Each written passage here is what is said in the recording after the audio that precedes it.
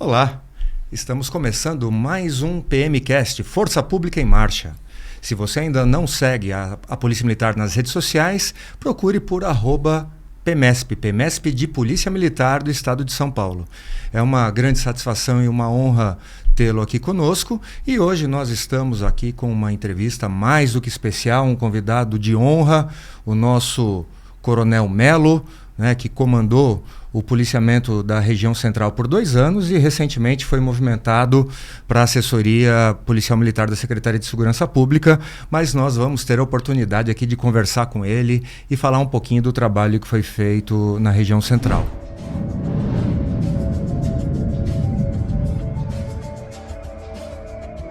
Quero aproveitar também para agradecer o apoio da Carrijó Filmes, que nos gentilmente cede o estúdio e toda a infraestrutura para o nosso trabalho e desempenha também um trabalho fenomenal. Muito obrigado a Carrijó Filmes por todo esse suporte, todo esse apoio. E vamos aqui então conversar um pouquinho com o nosso entrevistado de hoje, né? A nossa visita de honra, o Coronel Melo. Muito bem-vindo. Gostaria, comandante, que você falasse um pouquinho aí da sua trajetória na Polícia Militar, da sua carreira e claro, com foco aí nessa última missão que acabou de ser concluída, que é o policiamento na região central. Até chegar na região central, como foi a sua carreira, comandante? Muito bem-vindo, muito obrigado pela sua disponibilidade e pelo seu tempo. Bom dia, comandante Macera, muito obrigado. É uma honra poder estar aqui conversando com vocês, trazendo um pouco da nossa experiência, da nossa vivência na Polícia Militar. E espero que essa conversa nossa consiga trazer luz a alguns assuntos, principalmente, como você falou, das mudanças recentes no centro de São Paulo, voltadas ao policiamento. Eu ingressei bem jovem na Polícia Militar, eu sou do interior de São Paulo, na cidade de Atibaia, e no passado existia na Polícia Militar, como existe nas Forças Armadas, a possibilidade de você ingressar na Academia Militar e fazer o ensino médio. Um curso que ele foi extinto na década de 90, mas eu tive a oportunidade de fazê-lo. Então eu prestei o concurso e ingressei na Polícia Militar ainda com 15 anos de idade. Dentro da Academia de Polícia Militar do Barro Branco, fica na zona norte de São Paulo, foi possível fazer o ensino médio, era período integral, com aulas de manhã, à tarde e à noite. O antigo curso preparatório, né? Curso preparatório de formação de oficiais. Saudoso CPzinho. Nele era necessário ter o ensino fundamental, o concurso de ensino fundamental, mas até pessoas iniciando curso superior ingressavam nele, porque era uma porta de entrada muito procurada. Fizemos 2 anos do curso preparatório e ingressamos no curso de formação de oficiais, já te acompanhando, você estava lá no CFO antes de nós, e ao longo de 4 anos nossa turma, nossa geração foi preparada. Iniciei a vida após formado na região da Grande São Paulo, fui para a região de Franco da Rocha, um batalhão de policiamento, 26º Batalhão de Polícia Metropolitano. Ficamos lá por 8 anos, junto com muitos colegas aspirantes 94, aspirantes 96, recebemos aspirantes 97 por lá. Depois do policiamento, após quase 10 anos no policiamento, fui trabalhar na corregedoria. Qual que era o interesse? Na atividade policial a gente tem algumas limitações, a gente trabalha em algumas atividades, né? E a atividade policial ela é ampla, é muito prazeroso trabalhar. E nunca com a intenção de sair da Polícia Militar, mas querendo aprender coisas novas, ir para a corregedoria permitiu conhecer uma atividade policial mais restrita, a atividade de polícia judiciária, a investigação. Então, mesmo sem sair da Polícia Militar, tive a oportunidade de trabalhar durante 15 anos na corregedoria e conhecer, após ter conhecido a atividade preventiva, a polícia ostensiva, trabalhar com a polícia judiciária, a polícia investigativa. Foi uma experiência muito gratificante, aprendi muita coisa, gostei da atividade desenvolvida lá, que você tem a oportunidade de conhecer uma parte do que é feito pela Polícia Civil e pela Polícia Federal. Após 15 anos na corregedoria, passei uma rápido período, na época de major, pelo quartel do Comando Geral, trabalhando com assuntos jurídicos, na coordenadoria de assuntos jurídicos. Eu ia comentar isso, que você é um grande especialista nosso também na área jurídica, né? Eu iria fazer esse comentário. A investigação nos obriga a se aprofundar na parte penal, penal militar e processual penal militar. E isso a gente empregou um pouco durante o período que estava assessorando o então coordenador de assuntos jurídicos. Com a promoção ao posto de tenente-coronel, a gente pôde realizar um sonho de voltar ao policiamento para comandar um batalhão. Quando você é aspirante de uma área, você gosta de encerrar a carreira naquela área. Tem o sonho, né, de voltar como comandante um dia, né? Sim. Na ocasião, eu não voltei para a região de Franco da Rocha, tinha um colega nosso já comandando lá, estava no começo de comandamento dele, mas vagou o batalhão de Santo André.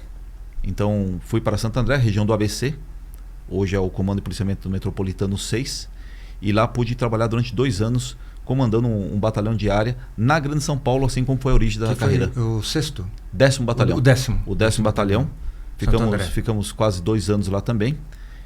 E todo o aspirante que faz a academia, ele tem o interesse de chegar até o topo da carreira. Porém, nós sabemos, nossa formação já nos dá consciência que os postos são galgados com o tempo, porém as vagas não são, nem todo mundo consegue chegar. Ao longo da carreira fizemos as habilitações necessárias para chegar ao posto de coronel, mas com a consciência de que são poucas vagas e com a tranquilidade de estar fazendo o serviço nosso. Porém, no ano de 2023, a minha turma começou a ser promovida, fomos promovidos ao último posto da carreira e daí deixamos a Grande São Paulo e fui classificado novamente na capital. Voltei a trabalhar na capital, especificamente no centro de São Paulo. Quando foi classificado no centro, como foi? Assustou? Então, foi uma surpresa a promoção em si e o retorno ao centro, porque durante o período do policiamento eu passei lá nos idos na década de 90 e 98 um período no centro. Eu trabalhei quase um ano no 7º Batalhão. E foi uma grata surpresa, assim, nesse período eu trabalhei na 2ª companhia do 7º Batalhão. É a companhia que eu falo assim, é o centro do centro do centro. Até hoje ela é o epicentro assim, das questões policiais. Então tinha uma experiência de mais de 20 anos. Exatamente. É interessante. E após 25 anos voltei para a mesma região, CPA M1.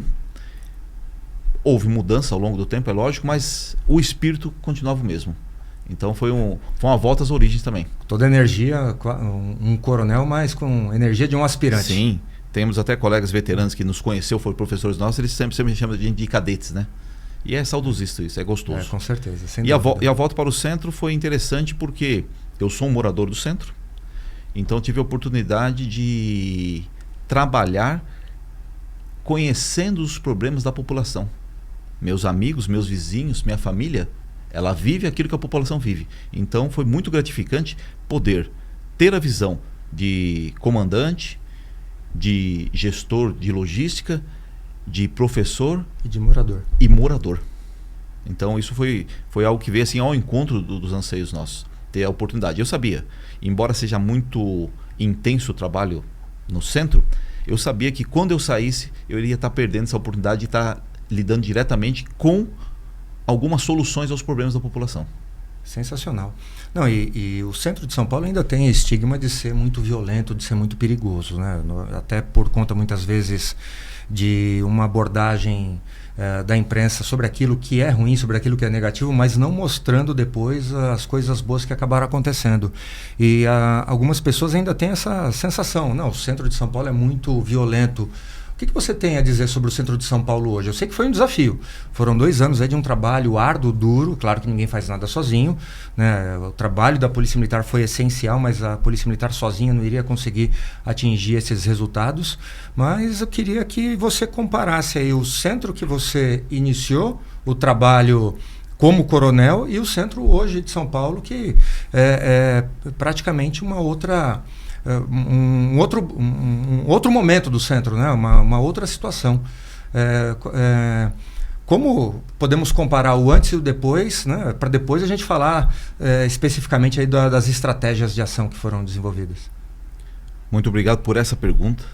Ela tem tudo a ver com um esforço, não só nosso, um esforço pessoal por ser morador, mas eu fui abençoado por Deus de estar naquele momento, naquele local, quando todo o Estado, quando eu falo assim, toda a administração pública voltou sua atenção para o centro de São Paulo.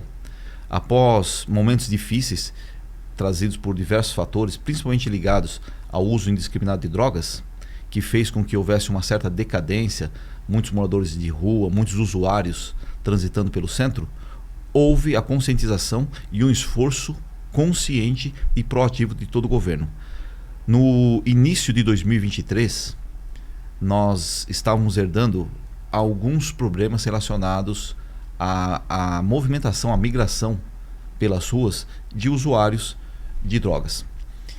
E a presença dessas pessoas que estão em situação de vulnerabilidade, elas não possuem emprego, elas precisam se alimentar, elas têm um vício que não é possível eles conseguirem isso gratuitamente, que é comprar drogas, seja o crack, seja maconha ou outro tipo de coisa. Isso fazia com que ocorressem muitos crimes patrimoniais, seja o furto, que não tem a violência física, e muitos roubos. Para você ter uma ideia assim, de números gerais, o que eu vou falar é fonte aberta, é disponível na internet, no site da SSP, tem até o número chamado Números Sem Mistérios, e é possível ver todo São Paulo dividido por DPs. Quando eu falo do núcleo, que é o centro, a população pode buscar lá como terceiro DP. O terceiro DP é a região da República, região da Santa Efigênia, vai até o Vale do Engabaú. Ali é onde tem a maior movimentação de pessoas por conta da característica do local, por conta do entroncamento de meios de transporte. Mas nós tínhamos ali uma situação de vulnerabilidade muito alta, que nós tivemos no primeiro semestre de 2023 um número mensal de mais de 800 roubos por mês. 800 roubos por mês na área... Do terceiro DP. O terceiro DP, que é uma área pequena. Pequena. Porém, é um entroncamento de metrô, terminais rodoviários e muito oferecimento de comércio e serviço público. Com um trabalho que depois eu vou esmiuçar, hoje nós terminamos o quarto trimestre de 2024 com um número aproximado de 220 a 230 roubos por mês. Não é o que queremos. Foi expressiva, né? Diminuímos em 4 vezes os crimes. 75% praticamente. Exato. Não é o ideal ainda, que embora pareça ser sonhador, a meta da polícia é roubo zero. Sim. É ninguém ser vitimado, ninguém sofrer ameaça, sofrer violência. A polícia nunca pode estar satisfeita, né? Não estamos satisfeitos. Sempre é possível reduzir mais. Mas foi uma redução expressiva, muito significativa. Falar em 70% de redução de crime, 75% num período de um ano é algo... É um case, pode ser considerado um case mundial. E temos trabalhos, está sendo desenvolvido trabalhos de doutorado e de mestrado em nossas instituições de ensino superior sobre esse trabalho que foi feito. E a gente tem a tranquilidade de falar abertamente para todo mundo, que podem consultar isso em fonte aberta na internet, a mídia já faz isso, porque não é assim um caso pontual de diminuição, e sim uma tendência de queda, que foi sendo paulatina mês a mês.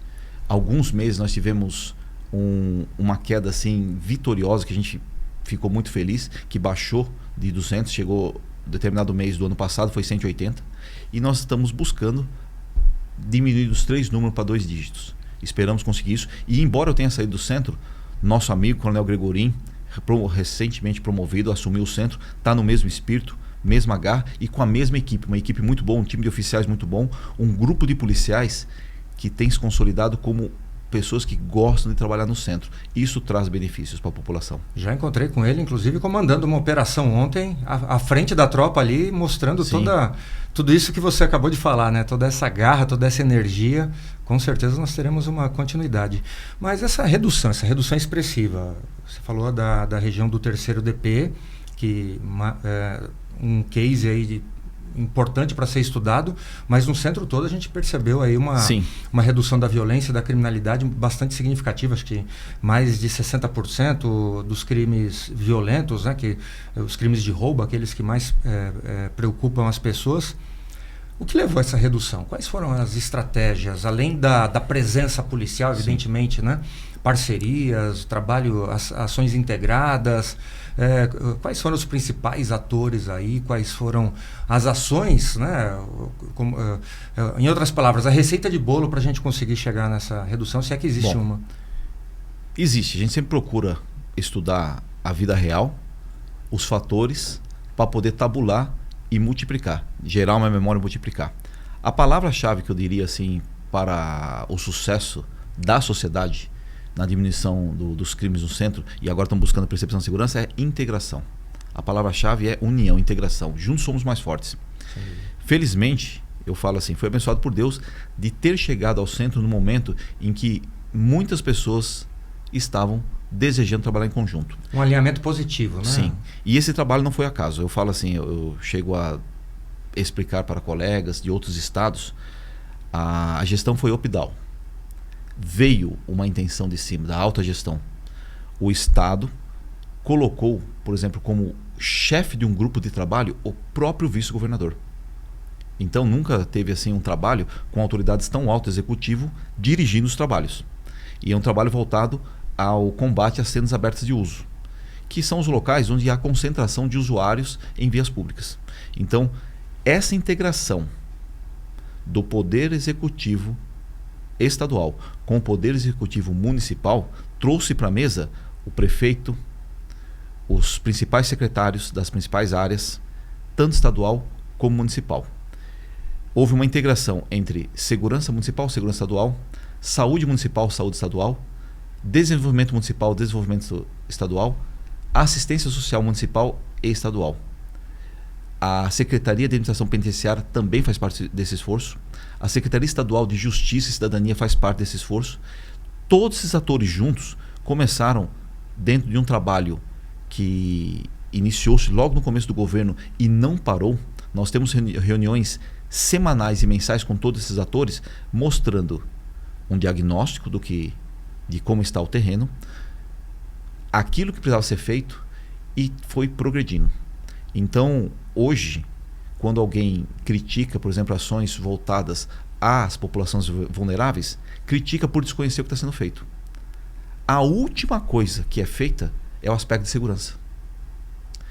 Tem sido feito trabalhos, por exemplo, na área de habitação, procurando criar ambientes para que a pessoa possa se inserir novamente na sociedade. Esse é um trabalho de longo prazo, mas começou lá atrás. Sim. E está sendo feitas entregas. Junto com a habitação, existe todos os resultados agora de algo que já foi todo feito. Todo o trabalho que raramente o pessoal conhece, de realocação de pessoas que são retiradas do mundo das drogas para o mercado de trabalho. Então, esse trabalho vem nos bastidores sendo feito. Mais próximo, houve todo um reforço na área de saúde. Houve um esforço estadual e municipal de criação de vagas, aumento da capacidade de atendimento às pessoas com doenças, com lesões, coisas graves. Sempre houve trabalho? Sempre houve trabalho. Porém, houve um investimento maior do município e do estado para quê? Quando uma pessoa ela aceita ser tratada, ela tem um local para ser tratado. No caso, os usuários de drogas, por exemplo, né? Sim, sim. E como está o convencimento, né? Porque a gente sabe que uma das dificuldades é que a pessoa precisa solicitar ajuda, né? Precisa aceitar ajuda. Esse trabalho de convencimento também das pessoas para elas buscarem essa ajuda. Porque a ajuda existe, ela está disponível. E daí para que os agentes de saúde tenham êxito, junto com eles tem o pessoal da assistência social, que faz as chamadas abordagens sociais e tentam identificar as pessoas que estão em maior vulnerabilidade e daí chamam a saúde. E junto com os assistentes sociais há um trabalho que não é durante a semana, não é durante o dia, é 24 horas por dia, todos os dias, da própria Polícia Militar, um trabalho pouco conhecido. Os policiais militares muitas vezes são vistos fazendo abordagens e eles não têm só a intenção de identificar criminosos, procurar armas. Ao fazermos isso, também verificando a situação de vulnerabilidade dos usuários, é oferecido atendimento. E quando usuário... É um policiamento acolhedor. Exatamente. A gente fala dentro que dessa linha do comando da Polícia Militar, do comandante Cássio, né, que é o nosso atual slogan, né? Cuidar de pessoas é a nossa missão. Eu acho que o trabalho que foi feito no centro mostra isso claramente. E nós temos isso registrado e tabulado. O policial, quando percebe que a pessoa está em situação de vulnerabilidade, oferece para ela, se ela quer ser atendida. E ela vai ser atendida por quem? Pela saúde e pela assistência social. Muitos, de manhã, de tarde, à noite, aceitam essa acolhida. E a gente não precisa acionar outro órgão, chamar uma prefeitura, chamar uma ambulância. O policial coloca a pessoa na viatura, já sabe que ela não é procurada, ela não porta armas, ela não está cometendo um crime e ela está precisando de ajuda. E é levada até os órgãos de saúde. Nós temos um órgão de saúde especial para acolhimento de pessoas em situação de rua e usuários de drogas, que fica ali ao lado do Parque da Luz, na Rua Prates. Sim, sim. Então ali chama o hub de atendimentos. É levado até lá. Como que é feito o treinamento desse policial para que ele tenha esse tipo de postura, esse tipo de comportamento? Deve ter havido aí um investimento forte em treinamento, né, por parte do CPM-1, né, do Comando do Centro. Este é um dos fatores que fez com que o policiamento se tornasse mais qualificado. O governo do estado, ele criou um programa de treinamento para os policiais que atuam nas cenas abertas de uso. São cursos feitos online com atividades pedagógicas ligadas ao atendimento nas áreas mais vulneráveis. Esse curso é remunerado e só participa do curso policiais militares, policiais civis e técnicos científicos que trabalham nas cenas abertas de uso. Ele tem uma remuneração... É um estímulo. Sim. A remuneração é um estímulo. Sim. A gente vinha falando agora há pouco do estímulo, né? Até gostaria depois que você comentasse isso, que foi o aumento da diária, né? da atividade delegada ali no centro, que isso acabou levando o policial a se interessar novamente pelo centro, em trabalhar na região central. E o curso também é um exemplo desse estímulo, né? E esse curso trouxe ao policial, que já é um policial formado, um policial experiente, mas conhecimento sobre como funciona a drogadição, quais são os efeitos no organismo do ser humano, quais são os efeitos psicológicos, porque às vezes a pessoa ela está numa situação em que ela não compreende o que está no entorno. Por isso às vezes ela é violenta, por isso às vezes ela nega atendimento mesmo estando machucada. Então, com o conhecimento dessa atuação na saúde do indivíduo, com o conhecimento de toda a rede de apoio que existe, com o conhecimento das técnicas de abordagem, de como entrevistar um usuário, de como convencê-lo, isso otimizou o trabalho. Excelente. E isso fez com que o policial se sentisse valorizado. Porque entre trabalhar numa situação em que você simplesmente, modo de dizer simplesmente, precisa combater o crime, e trabalhar no local em que você tem que combater as incivilidades, a desordem urbana, é muito mais fácil trabalhar no local onde a única preocupação seja o combate ao crime. O policial que trabalha no centro, ele está submetido a uma forte carga emocional e risco mesmo à integridade física, porque ele está transitando entre pessoas que estão doentes. Quando ele é preparado para atendimento específico dessas pessoas, o serviço fica mais seguro e ele tem mais ferramentas para atender a população. Perfeito. E por isso ele precisa também desse reconhecimento, precisa ser valorizado, porque não é um trabalho simples, não é um trabalho... E todo esse desenho foi feito à época pelo pessoal que hoje está atuando na Secretaria de Segurança Pública. Conseguiram, dentro da própria legislação de ensino, a legislação brasileira, a LDB, criar esse curso de qualificação, curso profissionalizante, e mantê-lo ao longo de diversos meses, cada vez qualificando melhor, tanto policiais militares como policiais civis e policiais técnicos científicos. Perfeito. Este é o PMcast Força Pública em Marcha.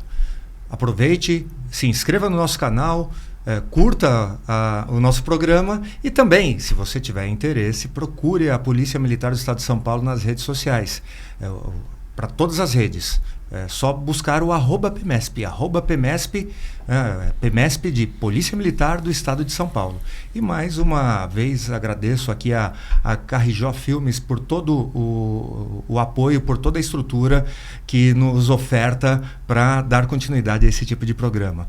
Estamos mais uma vez aqui com o nosso convidado especial de hoje, o nosso Coronel Melo, que foi comandante do policiamento da região central nos últimos 2 anos. Comandante Melo, fala um pouquinho para a gente aí então dessa diferença de valores, né, dessa valorização do policial por meio da atividade delegada, né, do valor da diária da atividade delegada. Como isso impacta na qualidade do trabalho do policial? Sim. Houve tratativas entre o governo estadual e o governo municipal que possibilitassem a valorização desses policiais que se voluntariam em seus momentos de folga para vestir a farda e trabalhar nas ruas. Com isso, independente de qualquer aumento na DGEM, que é um trabalho estadual, na hora de folga, houve um aumento na chamada diária da atividade delegada. Atividade delegada por quê? Porque são delegadas atribuições inerentes a servidores municipais, são delegados aos servidores estaduais, que são os policiais militares. Com isso... Poder de polícia de fiscalização municipal, como de uso e ocupação do solo, por exemplo, né? Exato. E houve um reajuste, que não houve obstáculo por parte do Poder Estadual, porque se tornou atrativo ao policial militar de se inscrever na atividade delegada, que é municipal. Cada município que queira faz o seu convênio com o Estado. E dentro dessa política de valorização daqueles que enfrentam as desordens urbanas no centro, houve a criação de áreas estratégicas. Por meio de normatização municipal, o município ele pode eleger quais são as áreas estratégicas. No ano de 2024, foi definido como área estratégica a subprefeitura da Sé e a subprefeitura da Moca, 2 regiões que abrangem o centro de São Paulo. Além disso, houve uma incrementação, por conta do maior perigo, da maior dificuldade do trabalho, aqueles que exercem atividade noturna. Então, das 22 às 6 da manhã, o valor da hora trabalhada é ainda maior. E foi criado postos de serviço 24 horas no centro, por meio da atividade delegada. Isso fez com que, embora existam vagas na Zona Norte, na Zona Leste, Oeste e Sul para atividade delegada, quando o policial ele se inscreve para trabalhar numa região, numa área de interesse de segurança pública municipal no centro, ele, por estar numa área estratégica, ele vai estar ganhando mais do que um colega dele que se inscreva, por exemplo, na Zona Leste. Sim. Até porque a atividade de fiscalização da prefeitura no centro é mais intensa. Por causa de suas áreas comerciais, nós temos muito comércio irregular. Além disso, houve, no final de 2023, uma ampliação nas delegações, permitindo que o policial atuasse em mais funções relacionadas às desordens urbanas. Por exemplo? Fiscalização de estabelecimentos comerciais. Isso é fundamental, isso é essencial. E fiscalização, já assim, o policial militar vai naquilo que está declaradamente errado. Por exemplo, um estabelecimento comercial aberto num horário proibido. Sim. Ou então com som num horário inadequado, mas que não chegue a ser a perturbação do sossego, porque daí teria contravenção. Perfeito. Embora ainda não tenha sido consolidado de forma informatizada essa fiscalização, hoje os policiais militares auxiliam e muito os fiscais da prefeitura, que existem no número reduzido, com a atividade delegada podendo fazer isso, as notificações, as notícias, o mapeamento das desordens urbanas chegam muito mais fácil para as autoridades municipais. Perfeito. Então, esse aumento do valor da hora do homem trabalhando efetivamente no solo fez com que aumentasse a presença policial. Embora eles estejam destinados à atividade de fiscalização municipal, a presença do homem fardado e ainda apoiado com estruturas estaduais como viatura e rádio, aumenta a visibilidade da polícia e isso resulta em diminuição de delitos. Um exemplo claro disso é a Avenida Paulista. Sim. Lá nós estávamos posicionando terreno para evitar comércio irregular, outras desordens urbanas como ocupação irregular do solo por comércios, só que a presença do policial, o policial com viatura, ou seja, ele tem mobilidade para socorrer alguém, mobilidade para se prender alguém, deslocar-se com aquela pessoa até o efeito policial dissuasório também. Aumentou a presença policial, consequentemente diminuiu os crimes. O objetivo principal é potencializar a fiscalização das posturas municipais. Porém, veio junto a diminuição de crimes e aumento da percepção de segurança. Porque quem está fazendo esse trabalho é o policial, sim, que é reconhecido como autoridade, uniformizado, fardado, e a presença dele basta para ter o efeito dissuasório. E diante de qualquer ato relacionado à competência de polícia, ele tem que agir. Sim. Então, ele estando no terreno, que é a competência original, com toda a sua infraestrutura, como se estivesse trabalhando ordinariamente, ele combate efetivamente o crime. Não, que é uma grande sacada, né? E sim, a gente vê que é muito coerente com as outras medidas que o governo vem adotando de valorização do centro. A partir do momento que valoriza o policial que trabalha ali, nós vamos ter uma procura maior, bons policiais e policiais motivados trabalhando, se preparando para isso, né? Por meio de treinamento, por meio de curso. E isso também vem na mesma linha, né, de isenção de impostos para empresas se estabelecerem na região central, o próprio governo com a iniciativa de levar setores importantes do Estado para a região central, ali, região dos Campos Elíseos. Isso vem criando um ambiente positivo, né, que leva, é claro, no médio para longo prazo, uma mudança que nos deixa ainda mais otimistas, né, em relação às condições do centro de São Paulo. Queria que o senhor passasse essa visão, né? Como o senhor vê o centro de São Paulo, se essas medidas continuarem sendo adotadas, como o senhor vê o centro de São Paulo daqui 10 anos, por exemplo? Esse é o grande objetivo da administração pública hoje. O centro de São Paulo, como o centro da maior cidade do Hemisfério Sul, uma cidade com história, quase 500 anos de história, ser um local de acolhida, um local onde as pessoas possam transitar com segurança, vir visitar, conhecer os pontos turísticos. Nós temos muitos pontos turísticos no centro e que paulatinamente estão cada vez se tornando mais acessíveis a todos. O objetivo de toda a administração pública, seja municipal ou estadual, seja segurança, desenvolvimento, tem um trabalho intenso da zeladoria. É impressionante como a atuação de zeladoria faz toda a diferença. E o que é zeladoria? É a retirada constante e rápida de detritos sólidos, lixo, a pintura de próprios públicos, como postes, bancos, a reconstrução de calçadas. Tudo isso cria um ambiente limpo, um ambiente saudável e atrai as pessoas. Isso está fazendo com que, novamente, o centro seja procurado por empresários e comerciantes. Houve uma lei municipal que permitiu o retrofit. É o quê? O reaproveitamento de prédios que no passado estavam em zoneamento para, por exemplo, fins de prestação de serviço e comércio. Hoje, com essa lei, permite eles serem restaurados ou reformados, dependendo da sua classificação, para moradia. Está sendo também instituído um conceito urbanístico de uma mesma região abrigar comércio, prestação de serviço e habitação. Essa é uma fórmula urbanística antiga aplicada em algumas cidades do mundo que está voltando a ser aplicada no centro. Perfeito. A vinda do centro administrativo estadual para o centro vai dar nova força a essa revitalização. Tudo estimula que outras empresas também queiram se estabelecer no centro. Eu estava vendo uma matéria há pouco que 25 mil empresas no ano de 2024 buscaram se instalar na região central, né? Acho que sim, vem nessa nós temos o exemplo assim, de comércios, bares icônicos crescendo novamente e sendo inaugurados. Existe uma lógica que a gente percebe tanto na segurança como na vida da sociedade, que assim, um local para ser vivo precisa de pessoas. Ele não pode se esvaziar. E os principais centros de cidades no mundo, eles têm que ter uma vida 24 horas. Então lá tem que ter gente morando, tem que ter gente trabalhando, tem que ter gente indo fazer compras, tem que ter gente procurando serviços. Ao propiciar isso, a própria circulação de pessoas que buscam serviços, buscam trabalhar, dá vida à cidade. Dando vida à cidade, elas ajudam o poder público a continuar cuidando. Uma espécie de um ecossistema. É um ecossistema. Nós precisamos de mais passagens livres do que muros. Sim. Quanto menos muros, menos ofendículos e mais pessoas transitando para trabalhar, para produzir, para trazer vida, a cidade melhora, ela cresce. E um delito específico que talvez tenha sido o que mais tenha incomodado durante o seu comando, que são os furtos e roubos de celulares.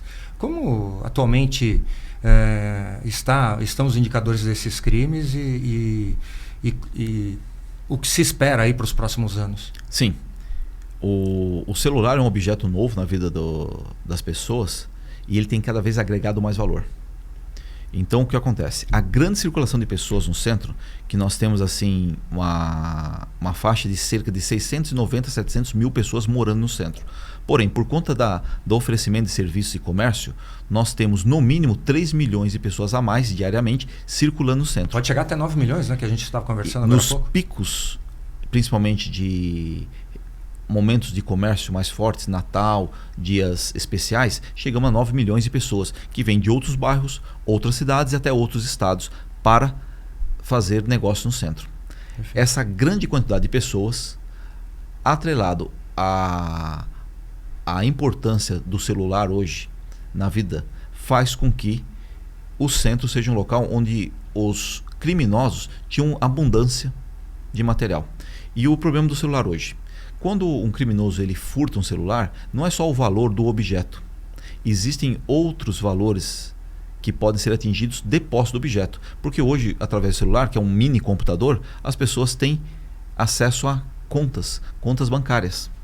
Então, o comércio ilícito de celular, ele não foca só no bem específico, e sim em todas as informações que ele obtém das vítimas. O trabalho que foi feito para a diminuição desses furtos, ele atuou em diversas frentes. A primeira, mais simples, é a presença policial no terreno. Houve uma melhor distribuição baseado nos locais onde ocorre o crime. Hoje nós temos um programa até desenvolvido pela SSP, que ele automaticamente ele faz uma análise de dados e ele cria via o nosso centro de atendimento uma ordem para que a viatura em determinado horário fique estacionada em determinado local. Exemplo, proximidades de metrô, que é um ponto de saída das pessoas. Atrelado a isso, houve um esforço das 3 forças policiais, tanto a Polícia Militar, a Polícia Civil e a GCM, em identificar quadrilhas especializadas no furto e roubo de celulares. Fazendo o quê? Tentando capturar em flagrante esse pessoal, que geralmente são jovens. Sim. Utilizam muito no centro, por exemplo, o uso de bicicletas para cometer o crime. Sim. É feita uma operação constante, contínua, 24/7, de sufocar essa ação criminosa. Ainda existe, nós continuamos e não vamos parar enquanto ela existir. Atrelado a isso, ao quê? Existe o receptador. O criminoso comum, o jovem, seja ele adolescente ou um adulto jovem, ele não iria ter continuidade na sua atividade delitiva se não tivesse o receptador. Então existe também um trabalho de sufocamento dessas regiões de receptação. São identificados os pontos de receptação e o policiamento é intenso. Infelizmente, pelo nosso ordenamento jurídico, nós temos dificuldade, quando falo nós, são as forças policiais, seja a Polícia Militar, seja a Polícia Civil, que a gente presencia no centro um esforço muito diferente, muito forte da equipe da primeira seccional. Temos à frente lá o delegado de classe especial, o Dr. Jair Ortiz. Ele, com seus auxiliares, posso falar a doutora Ana, o Dr. Alexandre, incessantemente fazem operações, pedem ao Poder Judiciário mandados de busca nesses centros de receptação e que resulta até, por exemplo, uma operação que teve recentemente com a recuperação de mais de 8 mil celulares em um único local. 8 mil em um único local? Em um único local. São centros, são prédios inteiros em que as pessoas moram. Algumas pessoas têm o celular roubado, furtado, monitoram, rastreiam o celular. Sim. Olha, ele está aqui na rua Santa Efigênia, o que dá para fazer? O que é possível fazer? Ele está,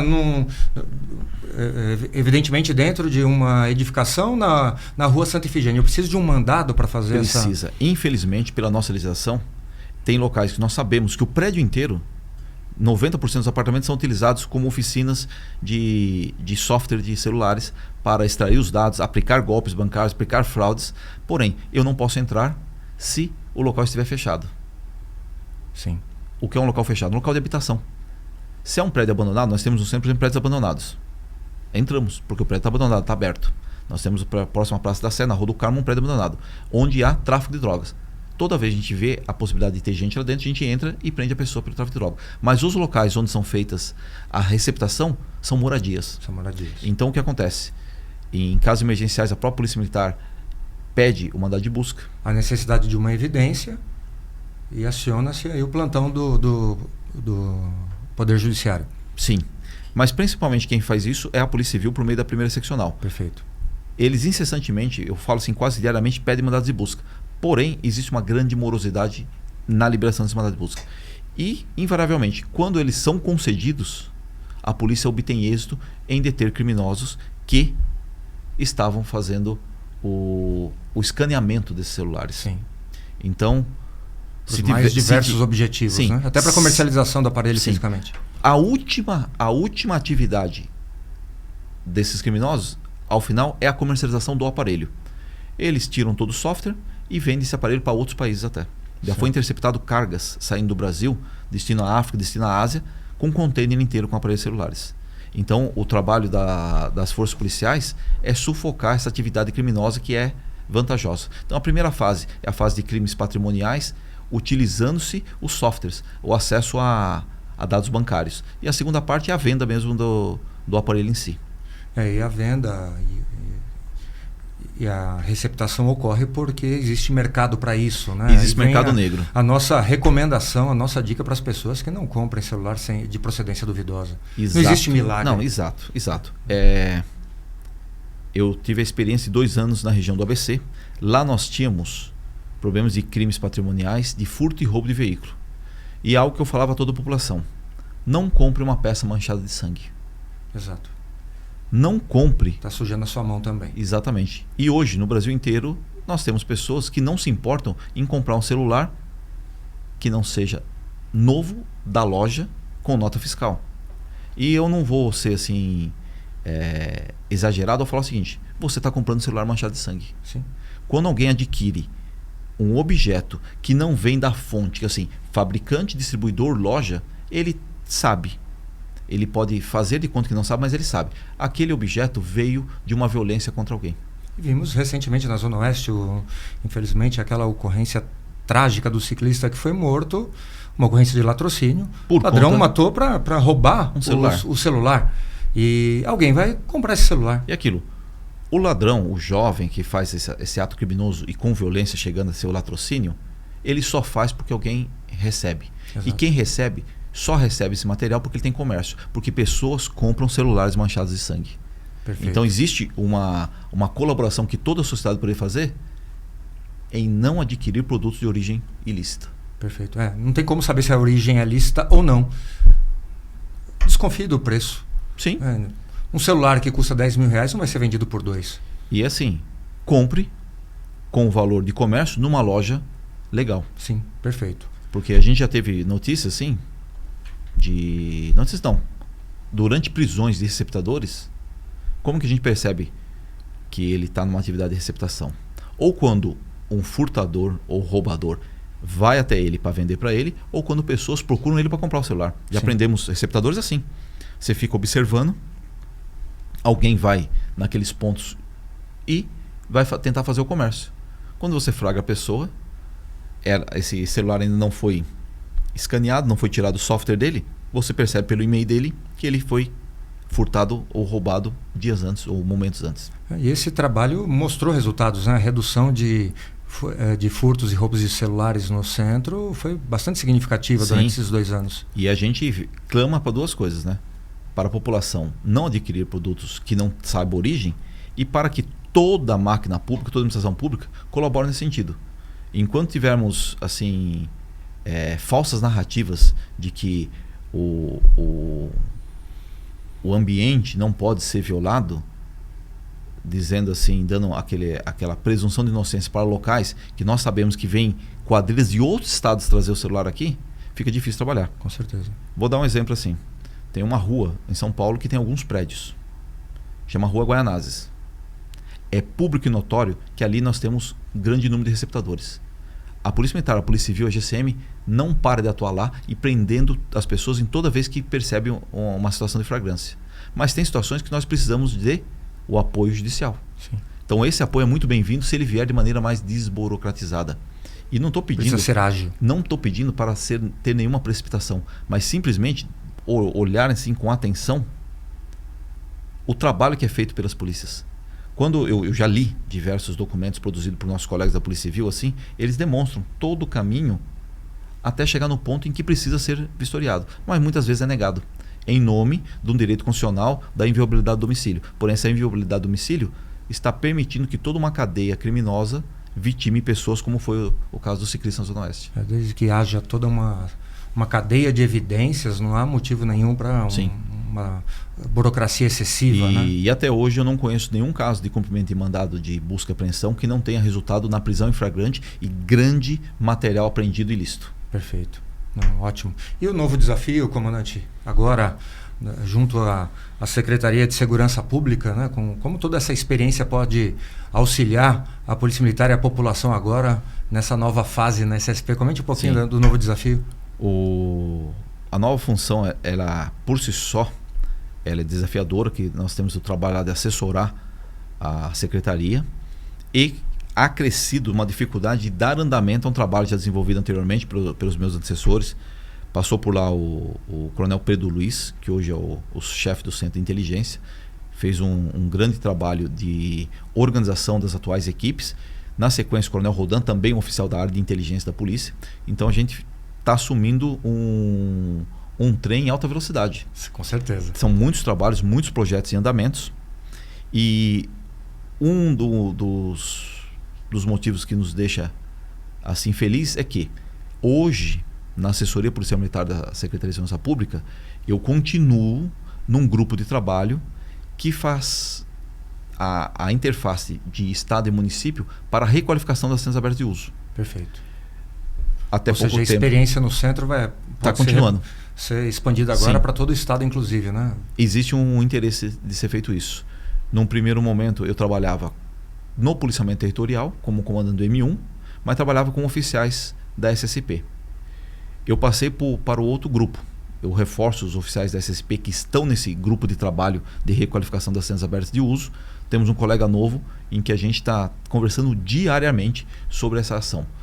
Embora o comandamento territorial tenha muitos outros problemas para serem resolvidos além das centros abertas de uso, temos agora um colega trabalhando lá e eu, com a experiência de 2 anos no centro, apoiando esse grupo de trabalho junto agora à SSP.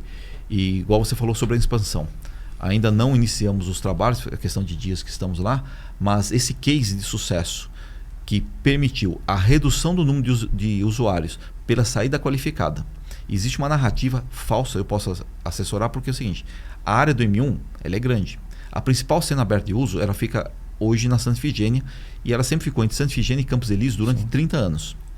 A redução dos usuários tem ocorrido pelas saídas qualificadas.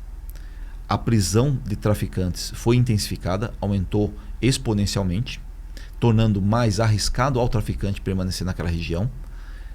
A saída para o tratamento de saúde foi ampliado exponencialmente.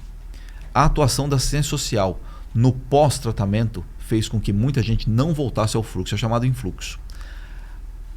A acentuação da fiscalização de egressos de pessoas que estavam com benefícios judiciais e frequentavam a região foi aumentada. Nós temos um trabalho hoje na Polícia Militar em parceria com a Polícia Civil e com a Secretaria de Segurança Pública do quê? De mapear e identificar as pessoas que não poderiam estar lá por conta de proibição na decisão judicial que está dando a liberdade para ela. Então a pessoa está no regime aberto ou ela está na liberdade provisória, só que o juiz colocou condições.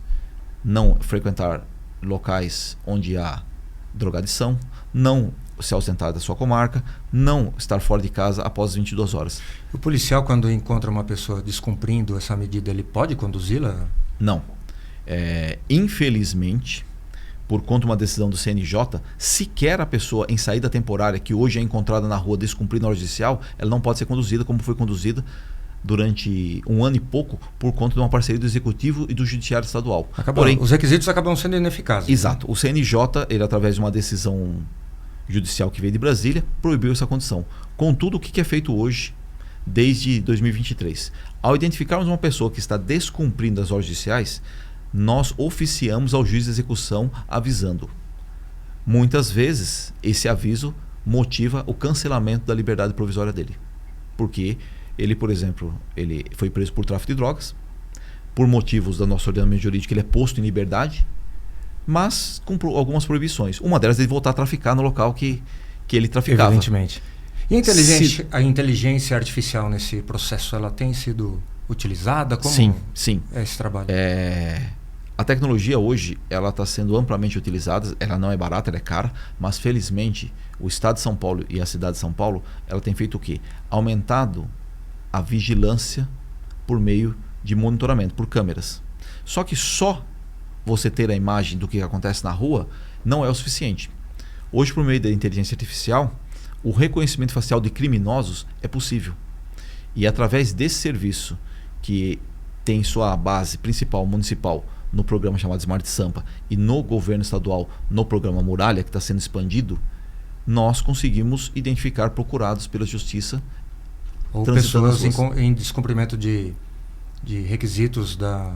Sim, as pessoas em descumprimento, elas são apenas identificadas, qualificadas e informadas ao juiz. Os procurados, é feita a diligência para abordá-lo e reconduzi-lo ao sistema prisional. E o juiz pode, a partir dessa constatação, revogar? Sim, temos alguns casos disso. Ainda não é a maioria, como a gente gostaria, porque nós estamos levando ao conhecimento da execução que uma ordem judicial está sendo descumprida. Sim. Se fôssemos ver ao pé da letra, ele estaria cometendo um crime de novo. Ele está descumprindo uma ordem judicial. Perfeito. Mas a gente age com cautela, com calma, com a mudança paulatina de pensamento e buscamos manter o Poder Judiciário informado do que está acontecendo nas ruas. Perfeitamente. Aqueles que nós temos a resposta positiva de que foi revogada a liberdade provisória, ele passa a condição de procurado. E ele continua sendo monitorado até que seja capturado e devolvido ao Poder Judiciário. Comandante Mello, com certeza teremos assunto aqui para o dia todo. Nosso tempo, infelizmente, é limitado, né? Mas com certeza temos assunto aí até para um outro programa, para um outro podcast, né? Quero agradecer a sua presença aqui.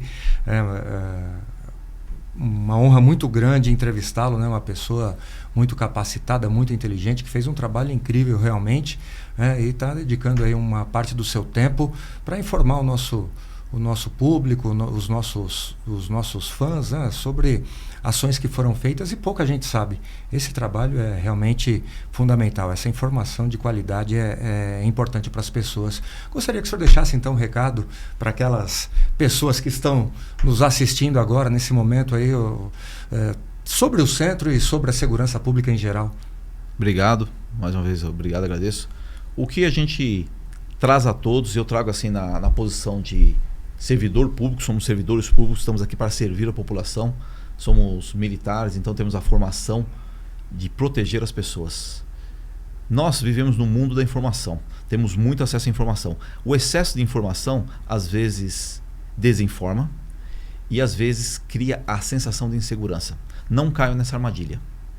É muito estimulante, muito sedutor você simplesmente pegar uma informação parcial e tecer críticas. Eu falo com conhecimento de vida, né? Temos certa maturidade já, mais de 34 anos na atividade policial e temos estudos. A minha tese de doutorado foi na área de pós-verdade, que é essa hiperestimulação de informações. Então o que eu recomendo... A verdade é menos importante do que a opinião. Isso. O que eu recomendo a todos? Quando você observar alguma coisa que te indigne, e isso é um direito, você deve ficar indignado com incivilidades, com a presença de coisas que vão em desacordo com a ordem pública, com sujeira, com pichação, com som alto, até mesmo com práticas criminosas, como por exemplo furtos que você presencia. Não se contentem em simplesmente se queixar no seu círculo de amizades ou se queixar na internet, porque isso só gera um círculo vicioso de mau agouro. Traga informação para a administração pública das mais diversas formas. Ligue o 90, use Disque Denúncia, entre em contato com o 156, dê informações. Em um local a lâmpada está apagada. Ao invés de simplesmente criticar para seus amigos, dê informação. Presenciou um crime, ligue o 90. Quer manter o anonimato, ligue o Disque Denúncia. Um semáforo não está funcionando, existe um buraco na rua, tem lixo acumulado. Faça o cadastro pelo seu smartphone e você consegue acessar diversos serviços. Você vê uma população, uma família em situação de rua, 156, avise a assistência social, olha, eu estou vendo pessoas que precisam de apoio. Você vê uma pessoa que você desconfia que ela esteja com um problema de saúde, seja por uma doença, liga 192. Ao invés de criticar, ajude as pessoas a serem ajudadas. Se todo mundo fizer isso, a administração pública vai ter acesso a informações mais rápidas, mais fidedignas e vai poder atuar de maneira melhor. É isso. Este foi o nosso PMcast Força Pública em Marcha, desenvolvido pelo Centro de Comunicação Social da Polícia Militar, com o apoio da Carijó Filmes. Muito obrigado pela sua audiência e até o próximo programa.